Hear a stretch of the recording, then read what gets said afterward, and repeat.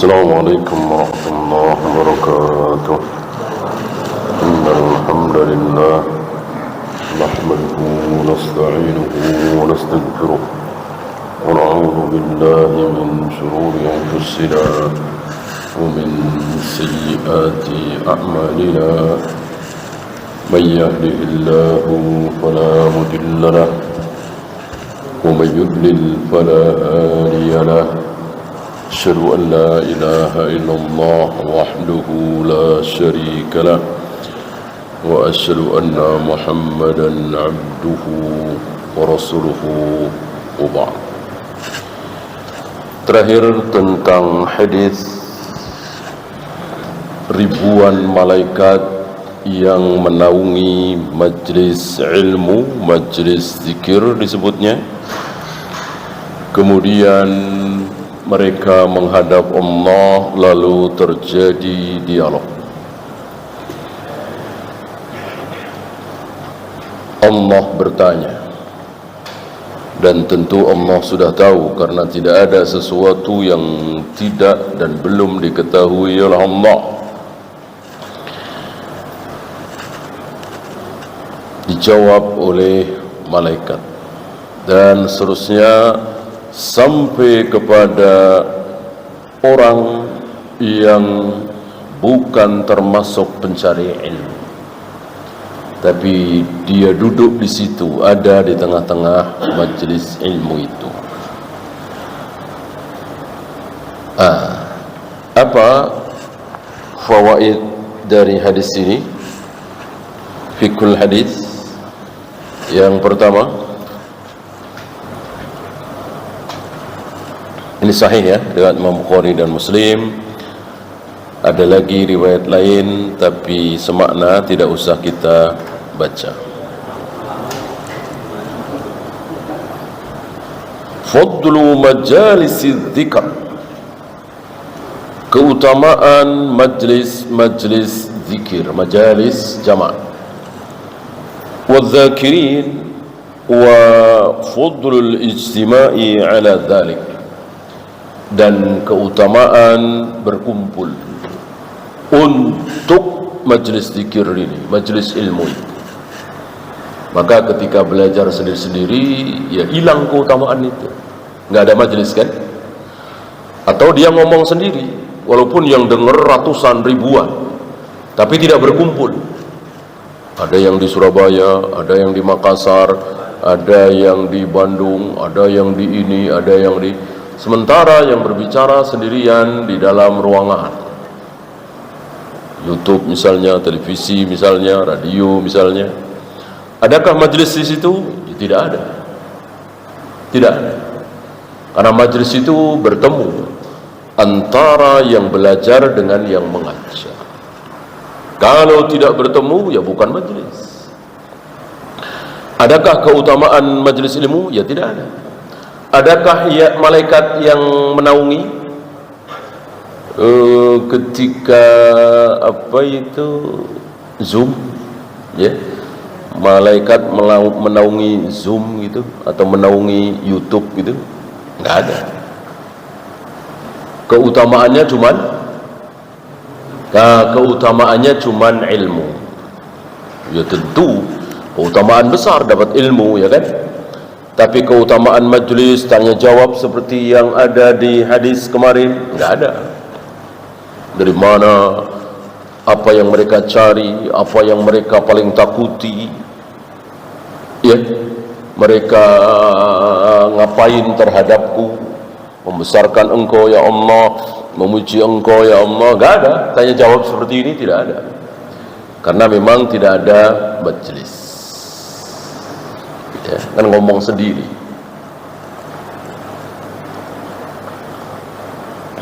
Kecuali ada yang di situ, mungkin 2 orang, mungkin 3 orang. Kan majelis nggak harus ratusan, nggak harus ribuan. 5 orang, 4 orang majelis. Ada yang belajar, ada yang mengajar, dan bertemu. Dan bertemu. Kalau tidak bertemu, tentu bukan majelis. Tentu majelisnya bukan majelis subhat. Kalau majelis subhat tentu bukan majelis ilmu yang dinaungi oleh para malaikat. Majelisnya orang-orang Asy'ariyah misalnya, majelisnya orang-orang Maturidiyah misalnya, majelisnya orang-orang Khawarij, Jahmiyah, Jabariyah, Syiah, Rafidah. Apakah malaikat menaungi? Tentu tidak. Tentu malaikat bisa membedakan mana yang hak, mana yang batil, mana yang benar, mana yang salah. Para malaikat tahu. Malaikat berilmu. Malaikat tidak ada yang terkena syubhat. Tidak ada satupun malaikat yang terkena syubhat. Maka mana yang ahlus sunnah, mana yang ahlul bidah, firaq, malaikat tahu. Maka jangan disimpulkan bahwa para malaikat itu menaungi pengajian. Keliru. Berapa banyak pengajian di negeri kita ini malaikat tidak mau menaungi. Kenapa? Isinya penuh dengan bid'ah, penuh dengan khurafat, dengan syirik, hadis-hadis palsu, hadis-hadis dhaif. Apakah itu majelis ilmu? Tentu bukan. Majelis kebodohan, kejahilian. Kemudian jalisud dzakirin as-salihin yandariju ma'ahum fi jami'i ma yatafaddalu Allah ta'ala bi.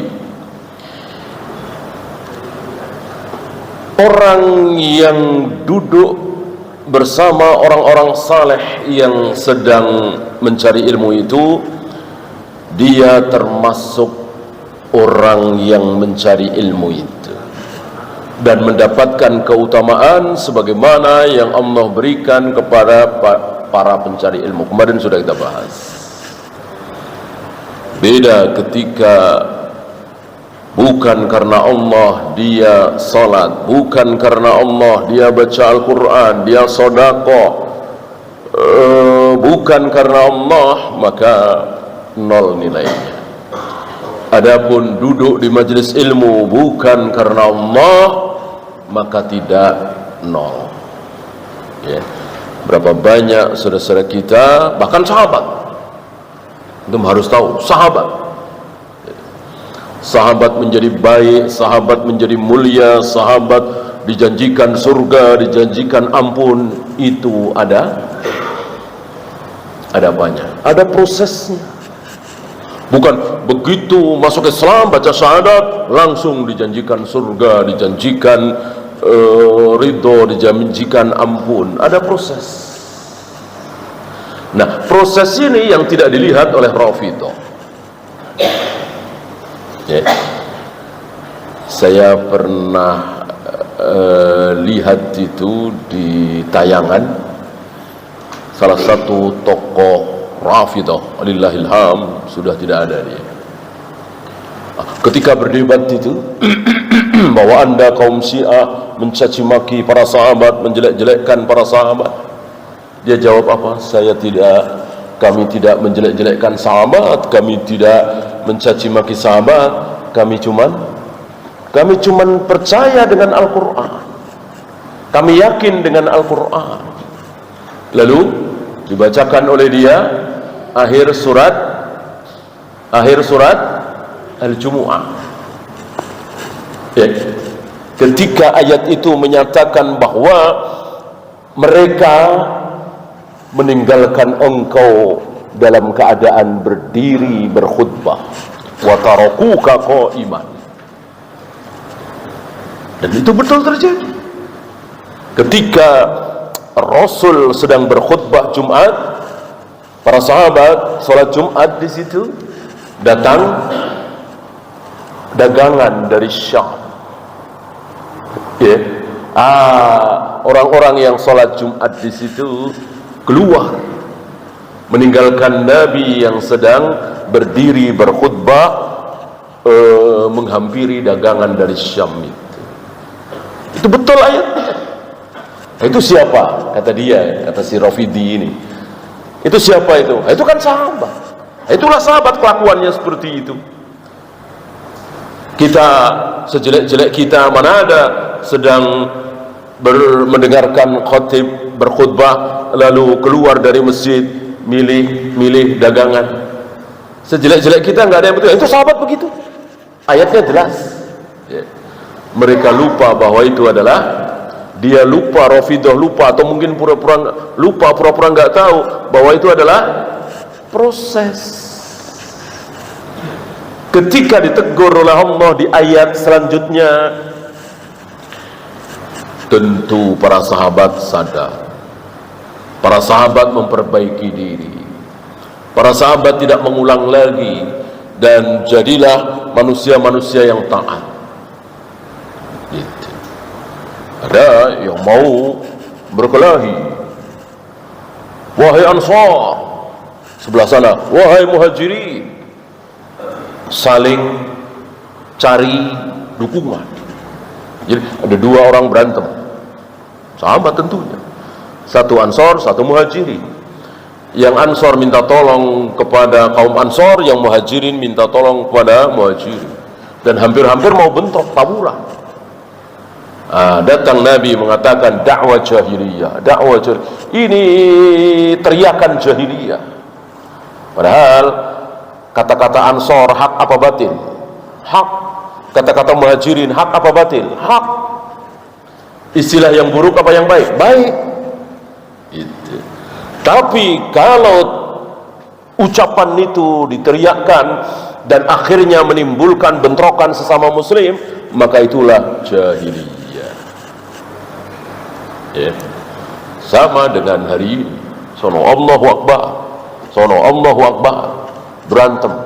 Padahal kalimatnya kalimat hak, Allahu Akbar, tapi taburan, saling pukul, saling tonjok, saling bunuh. Itu jahiliyah. Itu siapa? Sahabat. Sedang apa? Sedang proses menuju baik.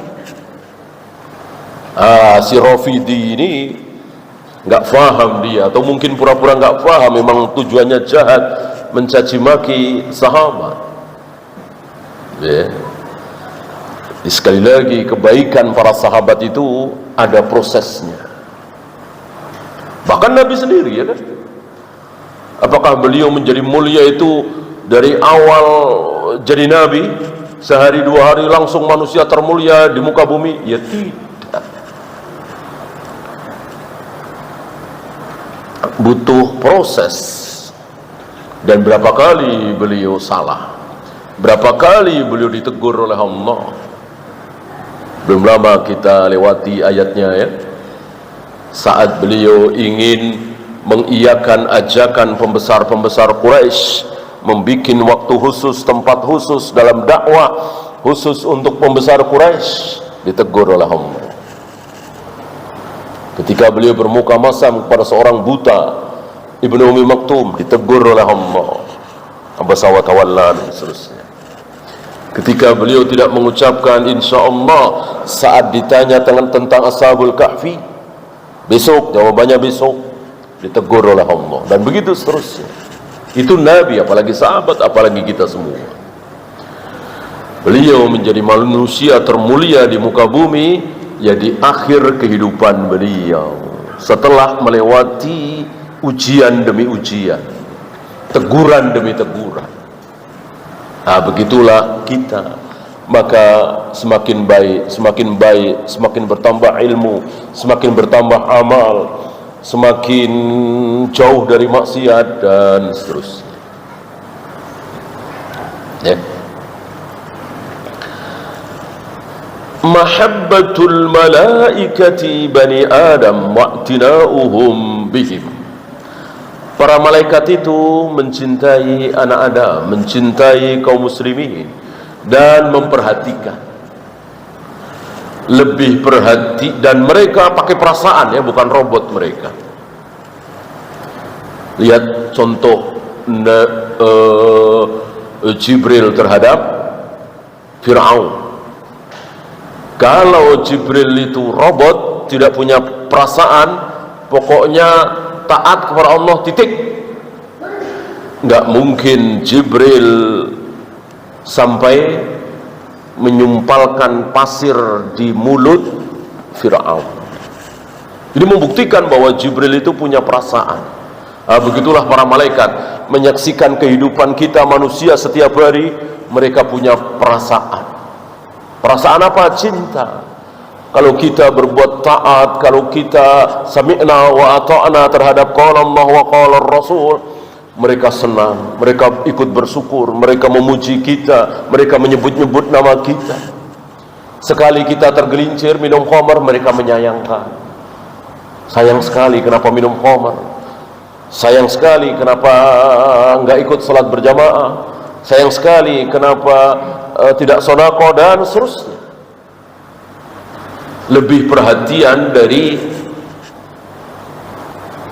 misalnya ibu-ibu nonton sinetron misalnya, kan asyik tuh, perhatian sekali ya, tertumpah perhatian di situ dan dengan perasaan.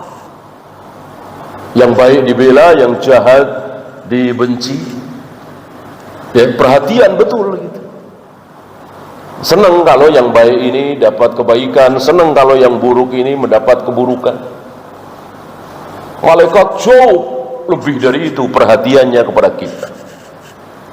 Terus disebut-sebut nama manusia. Ya.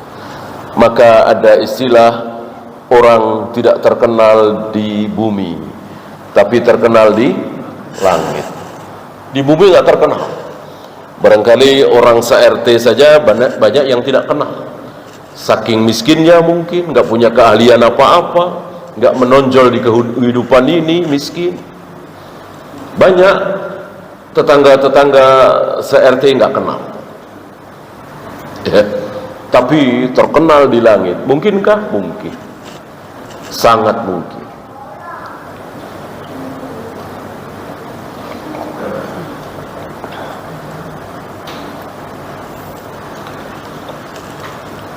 As-su'alu qad yusdaru minas sa'ili wa huwa a'lamu bil mas'uli anhu minal mas'ul. Pertanyaan itu kadang muncul dari si penanya, yang justru penanya itu lebih tahu dari yang ditanya. Siapa yang nanya kemarin? Siapa yang nanya kemarin? Allah. Siapa yang ditanya? Para malaikat. Mana yang lebih tahu tentang orang-orang di dalam majlis zikir itu? Allah apa malaikat? Tentu Allah. Tapi Allah bertanya.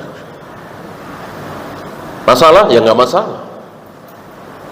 Orang dalam kehidupan kita sehari juga sering kita ketemu anak TK, kita udah tahu namanya siapa, kelas berapa, pelajaran ini, tapi kita nanya, nggak masalah kan?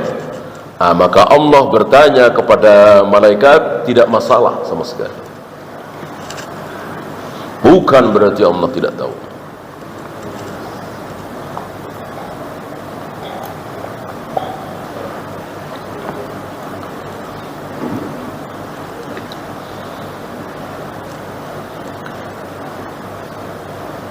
Bayanu kadhibi man idda'a min az-zanadiqati annahu yara Allah ta'ala ja'ratan fi darid dunya. Menerangkan kebohongan, kedustaan orang yang mengaku pernah melihat Allah.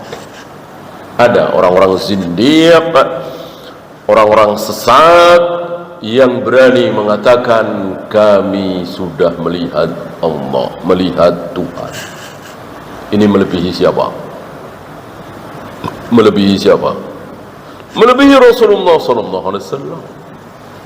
Rasulullah sallallahu alaihi wasallam, manusia termulia di jagat raya alam semesta ini, belum pernah melihat Allah ketika masih hidup. Bagaimana peristiwa Isra Mi'raj? Tidak. Beliau tidak melihat Allah, beliau hanya mendengar suara Allah. Sama dengan Nabi Musa. Jadi suara Allah seperti apa? Betul-betul didengar oleh beliau. Adapun melihat, tidak. Bagaimana ucapan Ibnu Abbas dibantah oleh Aisyah. Aisyah mengatakan barang siapa mengatakan bahwa Rasulullah pernah melihat Allah, maka dusta dia. Sementara Ibnu Abbas mengatakan Rasulullah pernah melihat Allah. Bagaimana menjamak dua pertentangan dua sahabat ini? Mudah. Para ulama sudah menjamak thariqatul jam'i, tidak memakai thariqatul tarjih, karena thariqatul tarjih dipakai ketika sudah tidak ada jalan lagi, sudah tidak mungkin thariqatul jam'i, sudah tidak mungkin dijamak. Kalau masih mungkin dijamak, maka tidak boleh menempuh thariqatul tarjih ketika dua-duanya sahih. Bagaimana para ulama menjamak dua ucapan sahabat besar ini? Mereka membagi bahwa melihat itu ada tiga. Melihat itu ada tiga. Yang pertama basariyah, melihat dengan mata. Yang kedua qalbiyah, melihat dengan hati. Satu lagi, melihat dalam tidur, manamiyah. Tiga-tiganya melihat. Apa yang dimaksud oleh Ibnu Abbas bahwa Rasulullah pernah melihat Allah? Dengan hati, atau mungkin dalam mimpi. Adapun basariyah dengan mata, tidak. Itu yang dimaksud oleh Aisyah. Dengan demikian tidak bertentangan, karena maksud Aisyah melihat dengan mata, maksud Ibnu Abbas melihat dengan hati.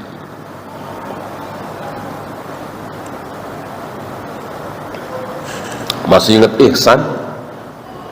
Masih ingat ihsan? An ta'budallaha ka'annaka tara. Engkau menyembah Allah seolah-olah engkau sedang melihat Allah. Dengan apa? Enggak mungkin dengan mata, dengan hati. Mata kita akan tertuju ke tempat sujud, ya kan? Nah, orang-orang zindik mengaku seperti itu. Orang-orang zindik luar biasa, ya. Yang mengaku nabi, yang mengaku malaikat, Imam Mahdi, ini bukan satu dua. Dan tidak aneh, tidak heran, ya. Di zaman Nabi sudah ada, di zaman sahabat ada orang-orang yang mengaku nabi. Jawazul qasmi fil amril muhaqqaq ta'kidan lahu wa tanwihan bihi. Bolehnya bersumpah untuk sesuatu yang telah jelas, telah nyata, ya. Kan udah jelas kalau mereka belum pernah melihat Allah, belum pernah melihat surga, belum pernah melihat neraka. Jawabannya belum. Tidak. Malaikat tetap mengatakan la wallahi, demi Allah mereka belum pernah melihat engkau ya Allah. Demi Allah mereka belum pernah melihat surga ya Allah. Demi Allah mereka belum pernah melihat neraka ya Allah, ya. Ini boleh ilmu, ya. Adapun untuk keyakinan, meyakinkan orang terhadap diri kita, tidak perlu. Tidak perlu. Sampaikan saja. Enggak, saya enggak tahu. Ya, saya tahu. Ya, itu si fulan yang ambil. Ya, bukan si fulan. Udah. Ngapain pakai demi Allah? Kecuali diminta oleh hakim. Jadi betul-betul ucapan demi Allah jangan mudah-mudah kita ucapkan agar orang lain percaya terhadap diri kita. Nggak percaya, udah, ya. Kecuali tentang surga, tentang neraka, tentang Allah, tentang dinul Islam, boleh, ya.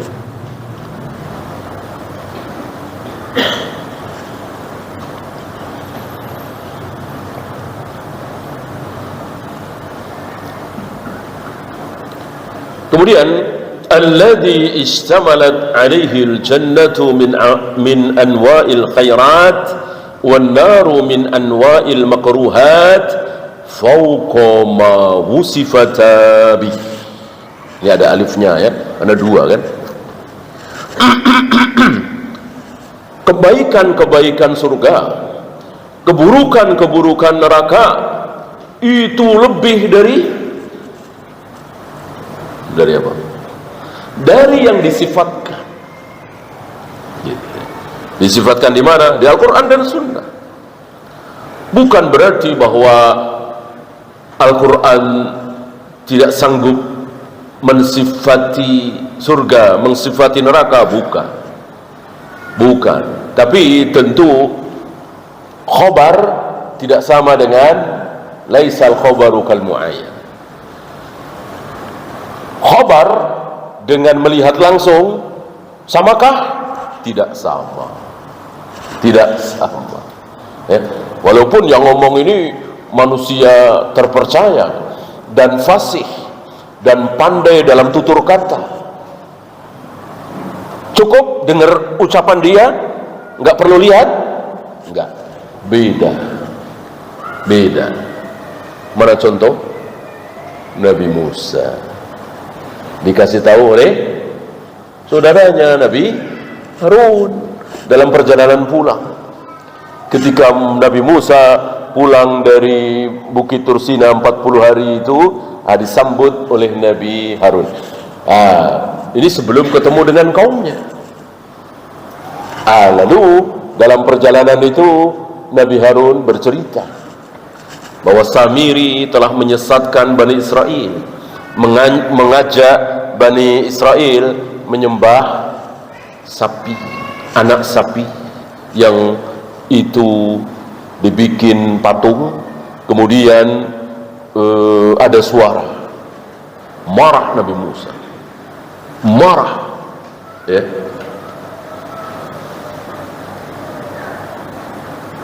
Mendengar itu marah. Lalu pas sampai ke Bani Israel lebih marah lagi karena melihat langsung. Waktu dikasih tahu oleh Nabi Harun, beliau marah. Ketika melihat langsung Bani Israel menyembah patung sapi itu, lebih marah lagi. Laisal khobaru kal mu'ayyan. Khobar itu beda dengan melihat langsung. Oleh karena itu, jika menimbulkan kesedihan, lebih baik jangan lihat. Karena membuat kita sedih kan nggak boleh.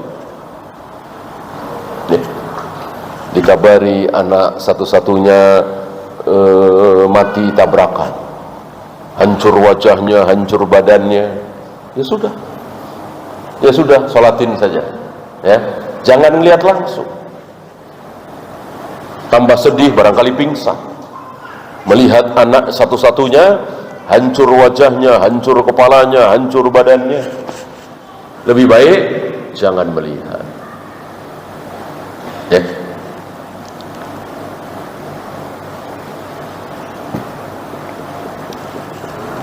Nah,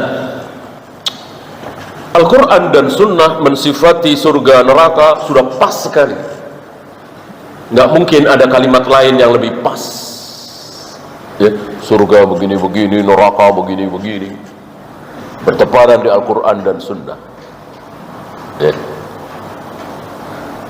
Apakah ketika seorang muslim masuk surga, melihat surga, lalu mengatakan ya seperti yang digambarkan, apa terkagum-kagum?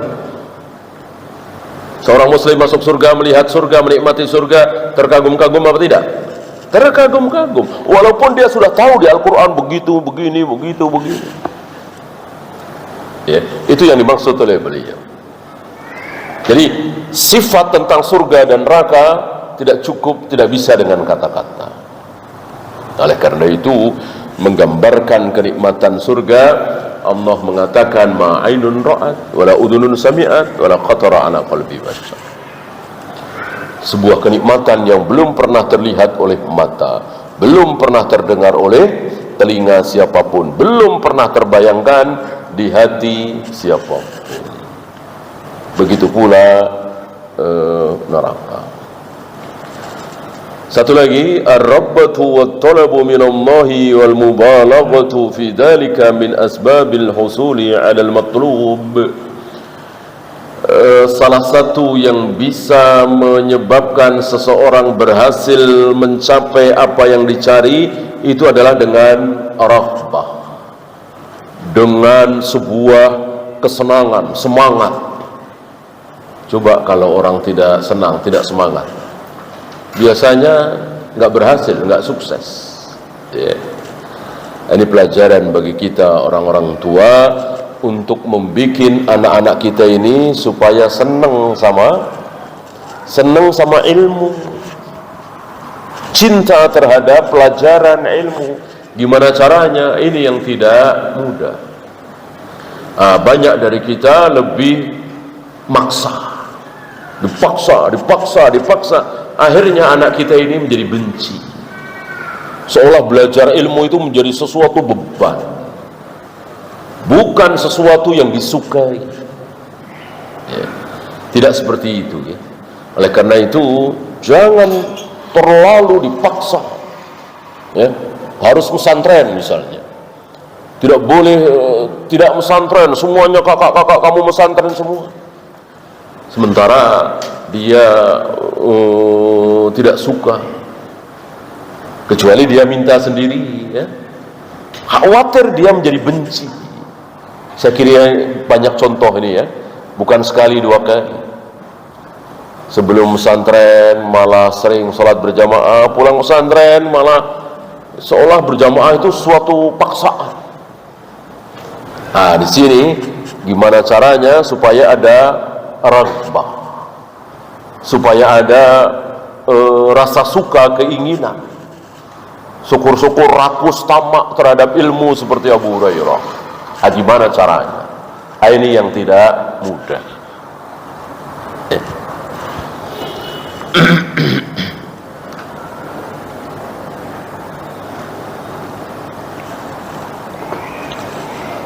Kemudian beliau agak panjang menjelaskan tentang kesesatan sebagian torekot sufiyah yang salah dalam memaknai majlis zikir. Majlis zikir, apa yang dicontohkan oleh beliau majlis zikir, sepertinya beliau tahu, kan di negeri beliau nggak jauh dari negeri kita keadaannya, ya, tidak seperti Saudi misalnya. Artinya ahlul bidah banyak di sana dan torekot sufiyah banyak. Beliau contohkan ada yang di dalam majelis zikir itu ada yang bersiul, menari, bergoyang-goyang badannya dan seterusnya, sebagaimana di negeri kita ini juga banyak sekali. Ini jelas batil. Ini tidak ada contoh dari Rasul dan para sahabat. Tidak pernah sekalipun Rasul memimpin zikir berjamaah. Begitu pula Abu Bakar, begitu pula Umar, Utsman, para sahabat tidak ada satupun. Yang ada justru Ibnu Mas'ud membubarkan, mengusir zikir berjamaah di masjid Kufah menjelang sholat subuh. Ibnu Mas'ud, dan dengan kata-kata beliau yang sangat terkenal, betapa cepatnya kalian sesat.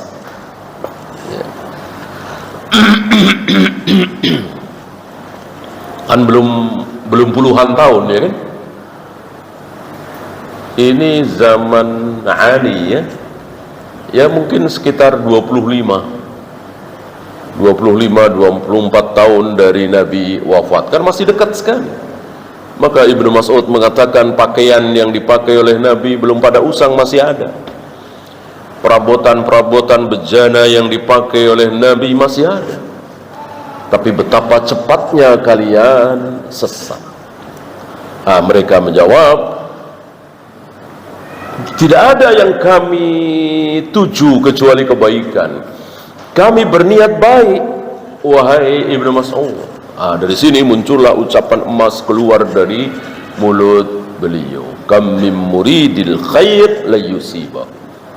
Berapa banyak orang yang menghendaki kebaikan tapi dia tidak mendapatkan kebaikan itu. Antum pikir para pendeta, para pastor, para biksu itu orang-orang jahat? Tidak, orang-orang baik. Niatnya pun baik, ingin masuk surga, ingin taat kepada Tuhan. Mereka kan bukan penjudi, bukan pezina, bukan perampok, bukan pembunuh, ya kan? Orang-orang baik dan ingin baik. Dapatnya kebaikan, surga apa neraka? Neraka. Karena nggak pakai ilmu, nggak pakai dalil, nggak pakai qala Allah wa qala Rasul.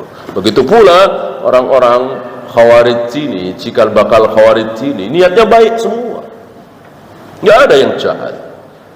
Tapi karena tanpa ilmu, maka dicap oleh Nabi kilabu ahlin nar, anjing-anjing penghuni neraka. Waliyadu billah.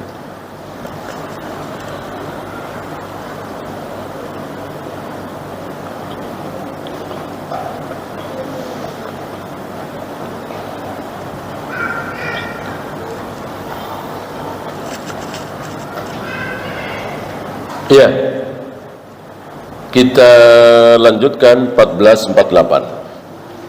Wa anhu, dan darinya, yang dimaksud dari Abu Hurairah. Wa an Abi Sa'id, dan dari Abu Sa'id radhiyallahu anhuma qala Rasulullah sallallahu alaihi wasallam, la yaq'udu qaumun yadhkuruna Allah, tidaklah satu kaum itu duduk berzikir, menyebut nama Allah. Jangan salah faham lagi, yang dimaksud majelis zikir majelis ilmu. Illa haffathumul malaikatu, kecuali para malaikat itu menaungi mereka, persis seperti hadis yang kemarin. Tapi singkat ini, tidak sepanjang tadi. Wa ghasyiyatuhumur rahmah, dan mereka diliputi rahmat. Ya. Mungkin antum pernah merasakan, mungkin ya, utang numpuk, kontrakan belum bayar, istri ngomel-ngomel mulu, di SMS, diteleponin, ditagih utang, panik, ya, kerjaan nggak ada. Antum duduk di majelis ilmu, membahas tentang takdir misalnya, membahas tentang dunia itu bangkai kambing, membahas tentang reda Allah. Ada satu ketenangan, ya, minimal tenang, ya. Walaupun utang nggak berkurang, kontrakan tetap belum dibayar, tapi yang penting tenang, bukan kemudian panik, stres. Yang penting tenang dulu. Insya Allah ada di antara antum, insya Allah, yang pernah merasakan seperti itu. Nah, di dalam majelis zikir itu, majelis ilmu itu akan muncul ketenangan. Karena apa? Karena ada ilmu di situ. Beda dengan antum subhanallah, subhanallah, subhanallah, subhanallah, subhanallah, atau Allahu Akbar, Allahu Akbar. Kan zikir juga itu. Ya, beda. Akan memunculkan ketenangan itu apa? Ilmu. Dikasih tahu kehidupan itu begini, begini, begini. Betapa kecilnya kehidupan dunia ini. Semiskin-miskin kita di dunia masih ada yang dimintai tolong, masih bisa makan, masih bisa minum, masih bisa istirahat, ya, di masjid, masih bisa ngumpet lah di masjid, ya, dikejar-kejar debt collector misalnya. Kalau neraka akhirat mau ngumpet di mana? Ah, lihat, dia punya perbandingan. Dengan demikian muncul ketenangan. Inilah ilmu. Wa nazalat alaihimus sakinah, ini dia. turun sakinah. Apa sakinah? Tenang. Ada rahmat, ada sakinah. Ya, yakin kita. Apalagi antum nggak ada masalah, kerjaan lancar, bisnis lancar, karir sukses, tambah tenang di majelis ilmu. Malah nengok kiri kanan, yang butuh bantuan siapa nih? Ada keinginan untuk membantu.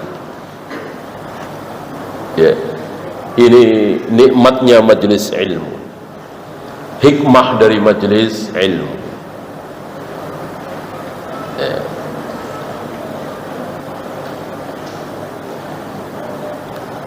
Wa dzakarahumullahu fi man indahu, dan Allah menyebut mereka.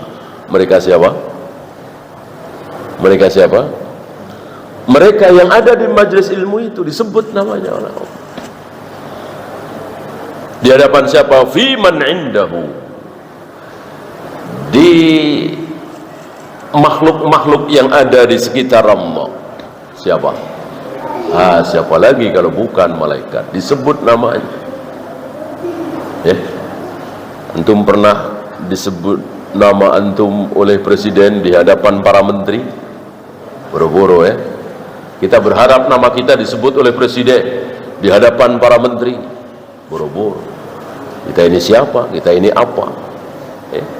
Ini bukan presiden lagi, bukan raja lagi, tapi Allah Rabbul Alamin menyebut nama antum di hadapan malaikat-malaikat. Kayak apa bangganya? Kayak apa bahagianya? Wallahu. Ya, silakan azan dulu. Wassallallahu ala Muhammadin sallallahu alaihi wasallam wa akhiru da'wana alhamdulillah. Alhamdulillah, wassalatu wassalamu ala rasulillah, la hawla wa la quwwata illa billah.